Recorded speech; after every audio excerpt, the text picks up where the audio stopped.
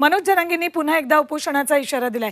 4 जूनला सकाळी 9 वाजता अंतरवाली सराटीतून जरांगे उपोषणाला बसणार आहेत। सगळे सोयरे मुद्द्यासाठी पुन्हा एकदा उपोषण आणि आंदोलन करणार असल्याचं जरांगेंनी सांगितले।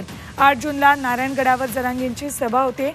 सगळे सोयरे आणि ओबीसी मराठा एकच असल्याचा अध्यादेश जर सरकारने काढला नाही तर येणारी विधानसभा निवडणूक लढवणार याचाही पुनरुच्चार जरांगेंनी केला। उपोषण 4 जूनला आहे, 8 जूनला सभा आहे। उद्या आम्ही 1 वाजता नारायणगडावरती सगळे लोक पाणी करायसाठी चाललो।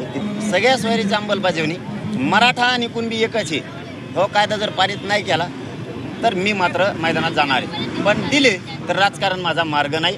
देवेंद्र फडणवीस साहेबाला, शिंदे साहेबाला माझं सांगणं आहे की तुम्ही आमचं हा आहे ते हक्काचं द्या, तुम्ही गुन्हे मागे घेऊ म्हणले होते ते घ्या, आम्हाला राजकारणात यायचं नाही। पण जर नाही केलं तर मग मात्र 288 मध्ये सगळ्या जाती धर्माचे लोक आम्ही निवडणूक लढवणार आहेत। मी नाही राजकारणात राहणार, पण गोरगरिबाला देणारा बनवणारे आणि यांना कायमचं त्याच्यातून घालणार आहे।